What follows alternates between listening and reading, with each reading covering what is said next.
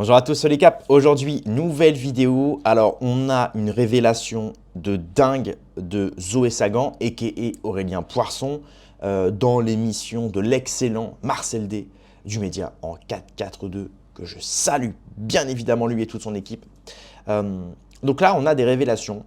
On a un texte comme ça qui nous est lâché par le média sur Twitter, Compromat Média, qui parle de Dénessé, donc de Éric Dénessé, que vous savez malheureusement qui s'est ôté la vie en juin dernier, si je ne dis pas de bêtises, ou en tout cas un petit peu avant l'été. Ça a été évidemment un drame, puisque c'était quelqu'un des services, des renseignements, etc., considéré comme une pointure, qui était dans beaucoup d'interviews et qui avait des avis d'ailleurs assez différents de ce qu'on croit, ou du moins de la position française, puisqu'il était comme, c'était pas un grand défenseur de la Russie, mais il était comme assez rationnel sur la question de la Russie, même sur la question israélienne, etc., etc. On voit que c'était quelqu'un d'éveillé, au sens où il comprenait ce qui se passait autour de lui. Il n'était pas abruti, quoi. Et donc évidemment, sa famille pense que il ne s'est pas ôté la vie, mais que ça a été commandité par quelqu'un d'autre. Et justement, notre Zoé Sagan, que vous connaissez, puisque récemment il a été il baigne dans l'affaire du procès Brigitte pour cyberharcèlement. Il fait partie justement des 10 personnes contre qui Brigitte porte plainte. Et donc dans cette vidéo-là, vous allez le voir, notre cher Zoé Sagan nous parle, je cite, « Combien vaut le prix d'une vie pour la franc-maconnerie en France entre 20 000 et 50 000 euros ?» Voilà, ça a été très peu éditorialisé, rappelez le créateur de Zoé Sagan. La franc-maconnerie aurait dû faire un communiqué de presse, aurait même dû avoir des sorties publiques sur toutes les chaînes, sur toutes les radios pour faire un point. Alors là, évidemment, ça demande un peu de contexte, on ne sait pas trop de quoi il parle, etc. Et vous allez voir justement, il parle même de la loge Antanor, excusez-moi. Donc avant de commencer la vidéo, une chose, je tiens à m'excuser pour les vidéos d'hier. Dans les vidéos d'hier, effectivement, mon micro crépite. Je ne sais pas pourquoi. Si certains ont la réponse, parce que la vidéo que je regarde, elle ne crépite pas. Dans mon logiciel de montage, ça n'avait pas l'air de crépiter.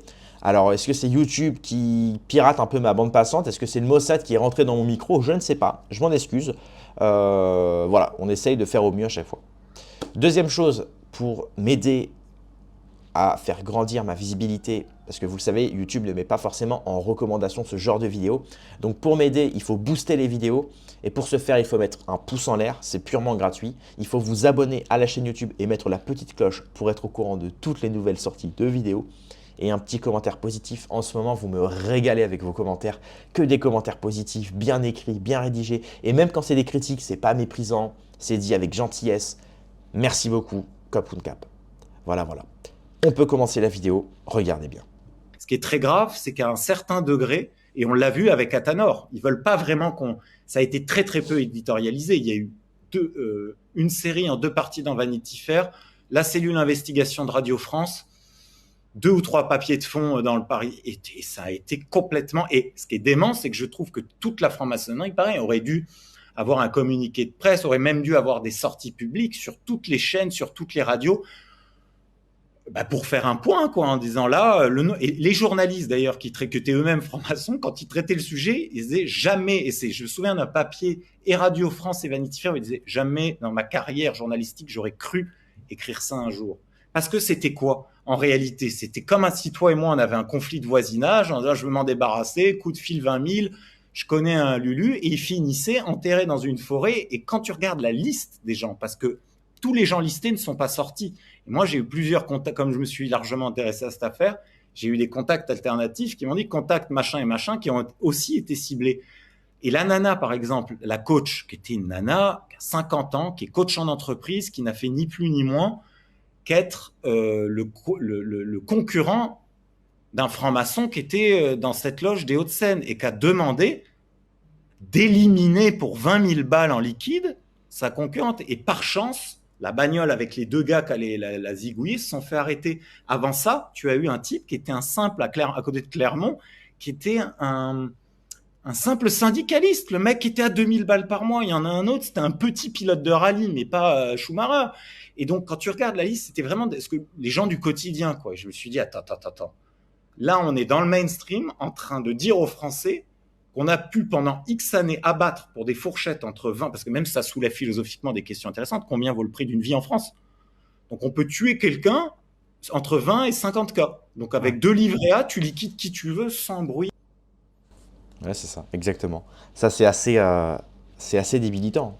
C'est assez débilitant parce que, effectivement, on se rend compte que c'est très bien dit. C'est voilà. Dans ce monde-là, moi je considère ça comme le monde de la haute. Hein. C'est littéralement, c'est le monde de la haute. Dans le monde de la haute, une vie, voilà, une vie ne vaut que 20 000 euros. Donc, alors, maintenant, on peut évidemment remettre ça, rebrancher ça sur l'affaire d'NSC. On se dit, DNSC, c'était un mec des services de renseignement. C'était une pointure qui avait des contacts à l'international, qui était quand même très éveillé sur la question russe, sur la question Mossad, Israël, etc. Quand on sait en plus que la DGSI, la DGSE est pilotée de l'intérieur et de l'extérieur, pour ça, il faut voir ma vidéo d'hier, justement, où je mets en avant le témoignage d'une jeune femme de TikTok qui avoue avoir été approchée par la DGSI. Effectivement, on comprend que la DGSI, la DGSE est pilotée de l'intérieur et de l'extérieur par le Mossad. Là, on peut comprendre très vite qu'effectivement, si vous êtes éveillé sur les questions israéliennes, russes, etc., antisionisme, vous allez vite poser problème. Donc effectivement, si en plus vous avez des responsabilités, que vous êtes gradé, etc., et que vous êtes relativement honnête, on peut vite comprendre que vous n'allez pas suivre le chemin que les hauts fonctionnaires d'État veulent que vous preniez. Donc forcément, ils ne peuvent pas vous virer, parce que sinon vous allez parler, parce que vous en savez trop. Quand vous travaillez dans le renseignement, c'est comme la CIA ou les trucs comme ça. Vous savez, hein, ils payent des gens pour faire des missions, puis après ils les éliminent, parce qu'ils en savent trop. Qui te dit que le mec il va pas sortir du silence et tout balancer? Ah bah oui, donc soit on lui invente des casseroles, soit on le liquide. Et à mon avis, pour DNSC, c'était un peu ça. C'est à mon avis, soit ils ont commencé à inventer des casseroles et il n'a pas subi la pression et il s'est ôté la vie. Parce que souvent, c'est ça aussi. Hein. On peut croire que DNSC, c'est l'histoire d'un type qui s'est fait, qui a été un type qui a commandité justement l'assassinat de ce type-là. Mais ça se trouve, c'est même pas ça. C'est simplement, ils sont très malins. Ils vont même pas tuer quelqu'un. Ils vont pousser la personne à faire l'irréparable. Vous voyez ce que je veux dire? Ils vont pousser la personne à aller jusqu'au bout. Et donc, c'est un peu le cas de Stéphane Blay aussi. Hein. Moi, j'ai discuté avec des très proches de Stéphane Blay. La plupart m'ont dit, il n'a pas été assassiné. Ils l'ont poussé à bout. Ils l'ont poussé à bout. Il suffit que, voilà, même si tu es fort mentalement, il suffit qu'un soir, je sais pas, tu apprends que ta soeur elle a eu un accident, ou que ta mère elle a la jambe cassée, ou ta copine te quitte, ou t'es pas très bien. Tu rajoutes ça derrière toutes les pressions et les persécutions que tu as. Le soir, tu as un cachet, tu as une corde, tu réfléchis à deux fois, quoi. C'est triste à dire, hein, mais alors évidemment, cette vidéo-là, évidemment, n'a pas pour but d'appeler à qui que ce soit. Enfin, je préviens, voilà. Hein. Mais c'est la réalité de la vie. La réalité, voilà, il faut la montrer telle qu'elle est. En tout cas, c'est très intéressant. On a une deuxième petite vidéo, cette fois-ci de Alexandre Juvin-Brunet, qui me suit sur Twitter d'ailleurs, ça fait plaisir.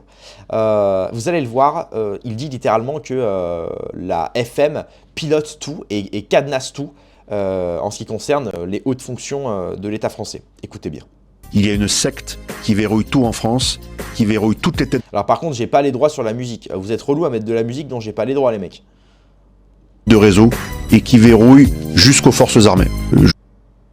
Voilà, donc je pourrais pas en mettre plus parce qu'en fait, derrière, il a mis une musique dont j'ai pas les droits. En plus, c'est même pas une musique française. Ah, les mecs. Donc il dit, attendez, je vais vous lire ça. Donc, alors, je suis colonel, je suis lieutenant, j'ai mon entretien au bureau personnel officiel, le BPO, et on m'a dit, écoutez, le colonel, si vous souhaitez devenir colonel plein et lourd, voire général, et rentrer dans la piste aux étoiles, ce qu'on appelle la piste aux étoiles, vous allez devoir, entrer en loge. Si certains officiers catholiques du catholicisme peuvent pas servir de même lieu, il leur a répondu, mais beaucoup sont parmi vous des officiers de vitrine d'affichage catholique, mais qui sont ouvertement francs-mac. Et c'est avec cela qu'ils arrivent aussi à faire carrière. Donc tout est verrouillé par une secte. Il y a une secte qui verrouille tout en France, qui verrouille toutes les têtes de réseau, qui verrouille jusqu'aux forces armées. Elles sont verrouillées par cette secte. Et c'est en fait un outil de conformisme social et sociétal pour permettre de sélectionner et ensuite d'assurer le plein contrôle. C'est presque un pilotage automatique en fait d'ailleurs. Vous êtes sûr que certains profils agiront comme vous l'avez souhaité. Et donc, vous pouvez ensuite déléguer la feuille de route stratégique de sabotage et de dislocation de la France à toutes ces personnes qui ont fait allégeance à une secte et à la Franc-Mac, une secte qui doit être abattue. Voilà. Donc, effectivement, et c'est pas anodin, on le sait d'ailleurs, un policier sur 3 est franc-mac. On le sait que Hollande, par exemple, a dit que si on voulait être président ou avoir des hautes responsabilités à l'État, il était indéniable et indispensable de passer par la franc-mac.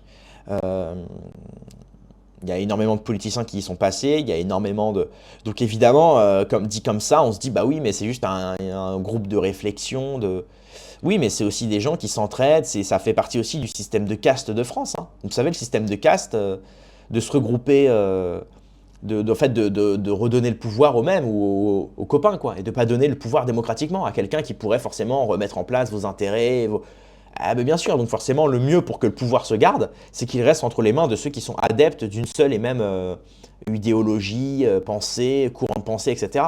Donc le mieux, c'est de faire venir un maximum de gens qui veulent intégrer les hautes fonctions de l'État dans une secte, dans une loge, pour que cette loge-là ensuite applique un programme, des idées, un courant de pensée, etc., universel, enfin qui va dans une seule direction, unidirectionnelle. Et comme ça, on s'assure que le pouvoir reste entre les mains de ceux qui pensent comme vous. Ça paraît logique, hein, c'est d'une certaine manière, en fait, c'est pour pouvoir succéder en fait, et reproduire le même schéma que la monarchie, vous savez, qui se redonne par le fils, enfin qui se donne par le père, vous savez. Quand le roi, le père meurt ou se fait destituer du pouvoir, bah, c'est le fils qui prend le relais, voilà. Pour garder le château, pour garder les biens, etc. Et le pouvoir reste dans la famille, dans le sang, quoi. C'est une question de pouvoir de sang. Bah là, c'est un peu pareil, hein, c'est littéralement ça. Alors oui, peut-être qu'ils œuvrent pour le bien, peut-être que, bon, peut-être qu'ils réfléchissent à faire des pansements magiques, à créer des sirops pour la toux, bon, peut-être, je sais pas, hein, mais derrière, ils font aussi ça, quoi. Ils se mettent que les copains, voilà, dans les grandes écoles, etc.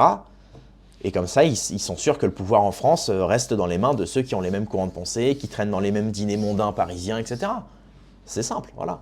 Et derrière, il peut y avoir des rituels. Alors ça, c'est le côté ésotérique, c'est le côté spirituel, voire science-fiction. Mais effectivement, c'est des choses intéressantes. Il y a toute une codification. Moi, vous savez, l'autre fois, je réfléchissais, je me disais, c'est marrant, les rappeurs dans les clips de rap, vous savez, même les mecs des gangs, les gangs américains, même les racailles en France, vous savez, déjà, ils sont un check quand ils disent bonjour. Dans les clips de rap, vous savez, ils font des trucs comme ça, là, comme ça, ghetto, wesh, wesh, machin, tu vois. Et en fait, tu te dis, la franc-maçonnerie, c'est pareil. Ils ont des codes. Et pourquoi ils ont des codes dans le rap? C'est pour se reconnaître. C'est des codes culturels. C'est pour dire, voilà, si je fais ça, si je fais le wesh wesh, je suis un mec de la cité. Si je fais ça, je fais partie de tel gang. Si je fais ça, voilà, c'est pour dire que je suis fan de tel rappeur ou de tel courant dans le rap. C'est pour montrer à vos auditeurs que vous faites partie du même courant. Vous savez, quand les rappeurs ils arrivent sur scène, tous les fans, ils font le signe. Voilà. Ben, c'est pareil, en fait, en franc-maçonnerie, c'est pareil. Ils ont des codes, ils ont des signes. Ils ont la poignée de main où ils vont caresser la paume, où ils vont caresser ici. Enfin, plein de trucs comme ça, quoi. Ils ont d'ailleurs le salut romain. C'est pas rien, ils ont le salut romain, je vais pas le faire là, mais voilà. Ils ont des tenues spécifiques, etc. Donc c'est pareil, c'est comme le monde des rappeurs, c'est comme le monde, enfin partout, quoi. Ils ont un check pour se dire bonjour spécifiquement entre frères. C'est la même chose, voilà. Bref, c'est tout pour cette vidéo. J'espère que je vous aurai appris certaines choses. Merci d'avoir regardé cette vidéo. J'espère que le son sera parfait. Dites-moi en commentaire. Rendez-vous dans quelques heures ou à demain pour une prochaine vidéo. Paix et amour sur mes amis et mes ennemis. Et surtout, sur mes ennemis.